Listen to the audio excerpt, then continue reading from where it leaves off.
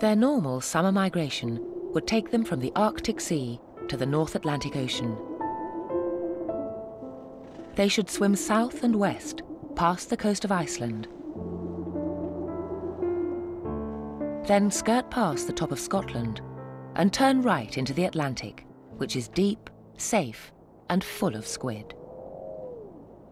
But changes in ocean temperature from global warming can send the deep-sea Gonatas squid into new waters. And when you've got to eat 1,000 squid a day, where the squid go, the whales will follow. There's a fairly deep water area, the Norwegian Trench, off the coast of Norway, and it may be that the Gonatas squid, which they're feeding on, are moving into this deep water, and then the whales follow them in to feed, and once they're in there, their normal migratory instincts tell them to go south and west. When they then try and do that within the North Sea, they find that all their pathways are blocked by coastline, at which point they may be trying to get out to the west and go up various rivers and estuaries, which they think will offer them a way to get to the deep water where they want to be on the other side of Britain. If the northern bottlenose accidentally turn into the North Sea, they are in serious trouble. The main problem with being in the North Sea is there isn't any food that they're familiar with.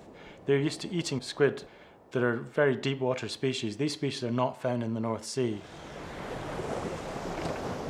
Their migratory instinct still tells them to go south and west, but they are trapped by coastline.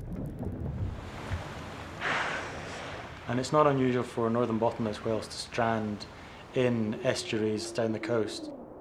There have maybe been, since records began, maybe about 3 or 4 northern bottlenose whales stranded around the Thames estuary. What was very unusual about this animal was quite how far it got up the Thames into the city of London itself.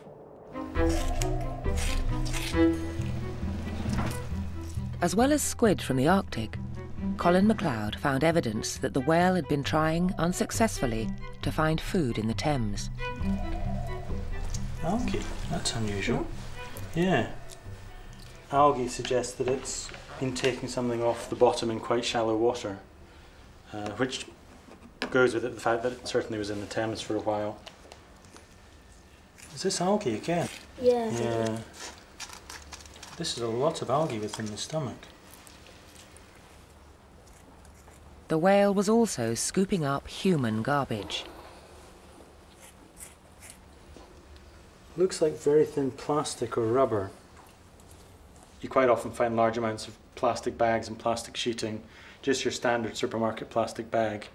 One animal in France had 300 separate pieces of plastic within its stomach, and there's basically no room for anything else. With the amounts we're finding, the frequency we find it that they're picking it up in their usual environment, which is very deep water, 1,000, 2,000 meters, and maybe a couple hundred miles in some cases away from shore. So terrestrial garbage is getting out there and getting down into the deep oceans.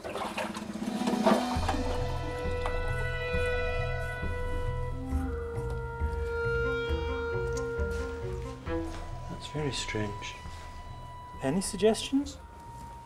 No. I mean, is it a bit of the stomach, or? And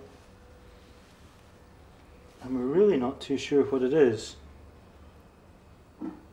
It looks remarkably like a potato, but how a potato would end up in a whale is unknown. It must be something else.